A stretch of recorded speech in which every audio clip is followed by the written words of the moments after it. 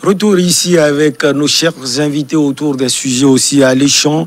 Basile Agbo, directeur du journal Freedom Fighters, et David Baini Tiagwavi de Togo aussi. Nous allons parler du Mali et le ministre de l'Europe et des Affaires étrangères, Jean-Yves Le Drian, qui est arrivé à Bamako pour battre. Quelle carte? C'est une question. Basile, Paris veut réaffirmer sa volonté d'accompagner la transition politique au Mali. Ça fait rire.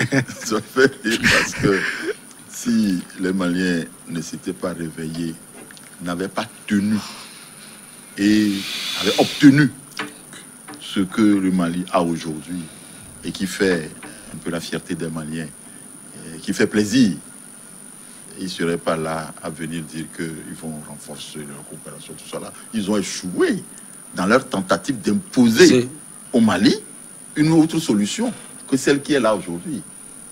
Maintenant, grâce donc à la force donc des Maliens, c'est vrai que la communauté africaine, aidée donc par cette communauté française, la communauté internationale, ont tout fait. Ils ont essayé de verrouiller.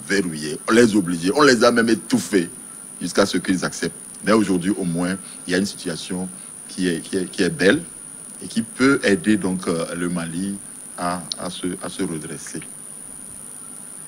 Les Maliens ont-ils besoin de la France pour y aller? La question est là. Le continent africain doit, je crois, compter beaucoup sur l'unité et l'union africaine.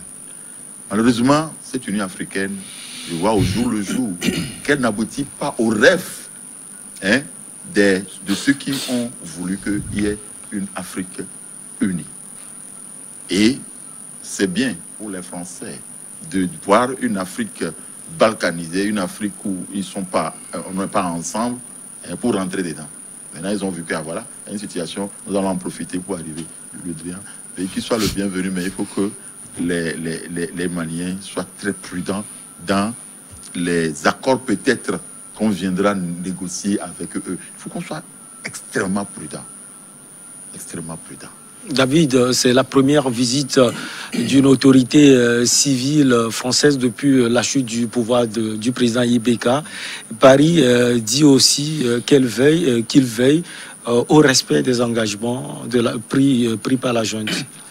Oui, cette visite officielle du ministre français, ce serait dans la volonté de la France de concrétiser l'axe de coopération qui existe entre Bamako et Paris depuis très longtemps. On a encore en mémoire la présence de la force Barkhane qui avait été déployée au nord Mali pour justement combattre le terrorisme. Derrière ça, il y a d'autres accords de coopération qui lient ces deux pays. C'est tout à fait, pour le ministère français des Affaires étrangères, c'est tout à fait officiel que une autorité ministérielle française rende visite aux Maliens pour justement leur apporter le soutien de la France. Ce n'est pas la première fois et puis ce n'est pas nouveau. La France a toujours joué à ce jeu pour faire comprendre à ces pays que au-delà de tout, elle garde encore des liens assez forts et assez profonds entre ces anciennes colonies. Et donc, quand des opportunités se présentent comme ça, elle n'hésite pas à envoyer un émissaire pour transmettre un message, le message officiel du président français, et aussi rappeler à Bamako que la coopération qui lie le Mali à la France est toujours d'actualité et que le Mali peut compter sur la France en cas de besoin. Seulement que les choses semblent avoir changé depuis que la junte est arrivée au pouvoir. Les mentalités ont un peu avancé. Il y a eu une sorte de métamorphose dans les appréhensions que les Maliens avaient de la politique de la France vis-à-vis de leur pays. Il y a eu des réalités qui ont été affichées et qui ont été vécues par ces Maliens, ce qui les a amenés aujourd'hui à se poser des questions sur le rôle véritable que joue la France dans le Mali aujourd'hui. Quand cette France avance qu'elle est là pour garantir l'intégrité du territoire malien, elle est là pour assurer la sécurité et combattre le terrorisme qui prend de l'ampleur depuis une certaine partie de la région du Nord.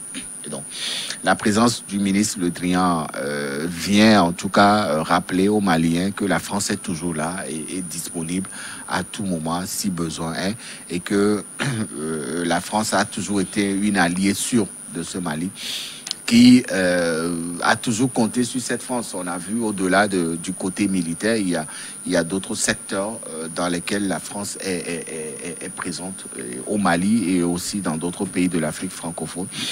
Ça fait quand même sourire certains lorsqu'on dit que la France rend visite au Mali. Après 60 ans d'indépendance, je pense qu'il faut que, voilà, que ces États africains arrivent à faire comprendre aussi à ces anciens patrons que nous disposons en tout cas des ressources suffisantes pour faire face à certains besoins. Ce n'est pas à la France de venir protéger le Mali, c'est au Mali de protéger ses enfants. Et cela se ressent en tout cas. Mais aujourd'hui, comme je l'ai dit, les mentalités ont un peu avancé. Les Maliens ont une autre position vis-à-vis de la France. Et c'est à la France maintenant de faire retrouver la confiance aux Maliens comme elle avait toujours fait dans le temps. Et c'est ce qui justifie aussi l'arrivée du ministre Le Drian à Bamako pour rencontrer les autorités et leur faire comprendre qu'au-delà de tout, la France a toujours été une alliée et qu'elle est toujours prête et disponible pour leur venir en aide s'il y a un besoin réel. Basile, au menu, des questions de paix, des questions de sécurité dans une zone en proie des attaques djihadistes. Oui. S'il n'y avait pas le djihadisme, est-ce que la France viendrait? Alors la question se pose de savoir à qui profite le djihadisme dans nos États africains. Voilà, ouais. Vous voyez, c'est un peu triste. C'est un général Adema qui avait raconté une histoire une fois. Il dit qu'il y a la poule, le coq et ses poussins qui se promenaient dans une cour quand apparaît à l'horizon un épervier. Sentant le danger proche, le coq va aller se cacher dans un buisson et l'épervier arrive, prend le poussin, malgré le combat que la mère poule a mené, s'en est allé avec le poussin. C'est lorsque donc l'épervier est parti que le coq revient et tourne autour donc de la poule en disant ben, si j'avais été là, si j'étais là, ça ne se serait pas passé. Si j'étais là. Alors c'est l'image que je donne de la France qui revient donc au Mali. Quand le Mali avait les problèmes, la France était où? Les Maliens sont parvenus avec un courage à résoudre un problème qui était malien. La France était où? La position de la France à l'époque, un peu on l'a vu. Ben vous avez fait un coup d'État. Non, on n'accepte pas le coup d'État, etc., etc., etc. La junte a tenu. C'est vrai que bon, avec les manigances qu'il y a eu, donc la junte s'est retirée et aujourd'hui on dit qu'il y a un pouvoir civil, mais la junte est toujours présente parce que elle avait dit un certain nombre de choses, elle avait pris un certain nombre de positions qui aujourd'hui galvanisent l'élan des Maliens. Et la France sait que si elle ne revient pas pour dire le bon père de famille est là pour vous protéger, soyez tranquille, nous sommes toujours là. Le terrorisme, nous allons le combattre avec vous. Et c'est ça, ce jeu qu'on est en train de jouer. Il y a trop d'hypocrisie. Moi, je continue pas à le dire. Les relations internationales sont trop empreintes d'hypocrisie. Et surtout, la France avec le continent africain. Il faut qu'on soit réaliste. Il faut qu'on... C'est-à-dire que le continent africain peut se développer si les Africains savent ce que l'Afrique vaut. Les États-Unis d'Afrique, on en a parlé. On en parle. On crée un truc qui s'appelle Union africaine qui n'a ni queue ni tête, et puis elle est là. Dirigée par d'autres personnes. Voilà, d'autres personnes. Hein? Si on vous dit que le budget de la CEDEAO est quelque part, ça vient de quelque part, le budget de l'Union africaine, ça vient de quelque part encore, vous allez dire, mais jusqu'à quand notre indépendance africaine? Donc c'est un peu ça. Il est en mission. Il va accomplir sa mission. Ouais. Bienvenue. Monsieur Yves Le Drian, on verra. Mais je dis, il faut que nous continuions par dire l'unité africaine, elle est importante, elle est obligatoire et que les présidents africains aient l'esprit que nous devons aller vers là pour que le continent africain parle d'égal à égal avec le continent européen, pas avec la France. Quand on me dit que les relations entre la France et l'Afrique, je dis, mais il faut que ce soit des relations entre l'Europe et l'Afrique. Un pays qui se donne donc l'impression d'un continent et face aux pays africains qu'on vient vous discipline. Bon, de toutes les façons, moi je dis que Yves Le Drian, parce que les pays africains se sont vendus très moins cher. C'est ça. C'est aussi cela. C'est ça. Mais réveillons en Afrique. Réveillons en Afrique. On se réveille. Voilà. Lorsque vous volez des élections, le cas de la Guinée par exemple, lorsque vous changez de mode de constitution, lorsque vous promettez de ne plus vous présenter et que on vous dise qu'à la suite du décès de votre dauphin, ça fait du bien vous allez revenir du continent français. Ça fait du bien de la France. Vous volez de l'argent sans être de l'Occident et que dans votre pays vous avez imposé l'impunité comme une sorte de privilège. Ouais, c'est ça qui nous livre. Voilà, à la France n'aura pas de considération pour vous. En France, vous n'avez pas le droit de détourner un seul petit euro. Ouais, on a vu ce qui s'est passé avec le Premier ministre Manuel Valls, dans le temps où il était parti regarder un match avec toute sa famille, aux frais de ses amis français. Tout de suite, il a été rappelé à l'ordre. Il a dû payer tous les sous qui étaient rentrés dedans. Mais je dis Sarkozy, l'Allemand n'est pas à l'aise chez lui. En France, on ne vole pas les élections, on ne change pas, on ne modifie pas la Constitution. Et donc, quand en Afrique, on a ces constats, la France n'aura pas de respect pour vous. Lorsque Basile parlait de relations France-Afrique, mais il n'y a que en Afrique qu'on peut avoir ces genres d'appellations. Chine-Afrique. Inde-Afrique. Vous avez déjà vu une relation Togo-États-Unis, Bénin-France, ou Bénin-Europe, ou Bénin, ou je sais pas, Ghana-Asie. Jamais. Jamais. Et donc tout ce qu'on nous envoie, on les prend, on se dit oui, c'est bon. Relation Israël-Afrique. Israël, ce petit pays-là qui est là-bas, dans le Golfe là. Il y a même des sommets Israël-Afrique. Et donc, c'est des choses, ce n'est pas la France qui l'a voulu ainsi, c'est nous, Africains, qui l'avions voulu ainsi. Et donc, à chaque fois, il faut aller, quand vous êtes réélu ou quand vous êtes élu à une élection, la première visite officielle, c'est à Paris, à l'Élysée. Si on vous reçoit à Paris, c'est que vous avez l'onction. Voilà. Et pour certains chefs d'État, ils sont prêts à vendre tout pour être reçus.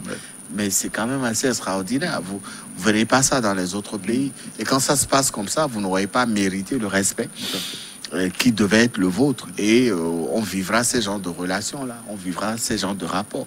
C'est vrai que le ministre français est arrivé pour une mission assez précise, on le sait.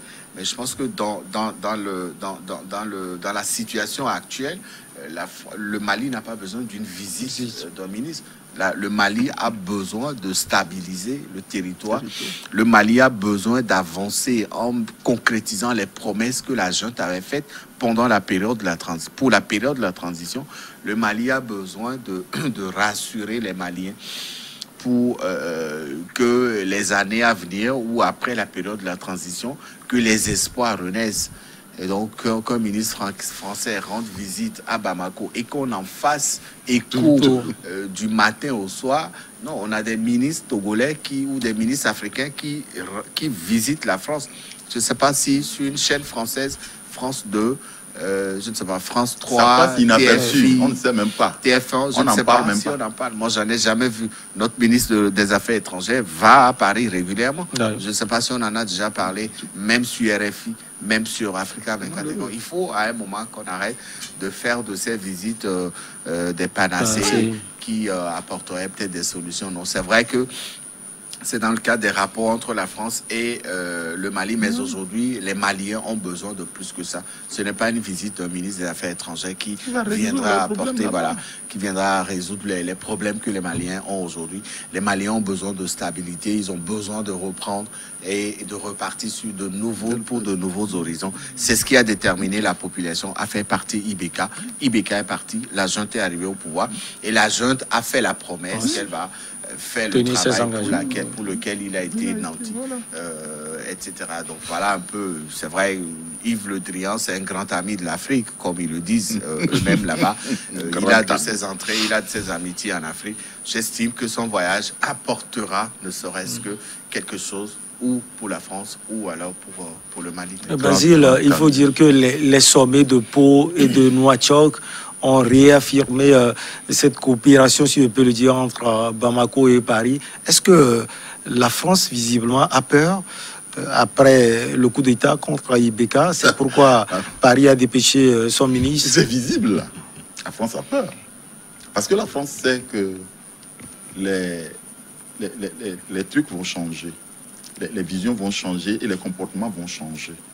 Au vu de ce qui s'est passé au Mali, est-ce que ça ne donnerait pas un goût à d'autres pays pour qu'ils emboîtent le pas à ce qui s'est passé au Mali? Parce que le Mali, ce qui s'est passé au Mali la dernière fois, a donné une image honorable à ce Mali. Ils se sont pris en charge, ils ont décidé et ils ont eu. Malheureusement, c'est vrai que la communauté internationale et autres aidant, on a encore foulé au pied, mais les Maliens tiennent. Alors, la France a peur, il faut qu'on retourne au Mali, il faut que nous fassions donc un visage honorable auprès des Maliens, comme David est en train de le dire, que nous sommes là, mais la peur, et ça il faut le comprendre de cette façon-là. On marque une petite pause, on revient pour la suite.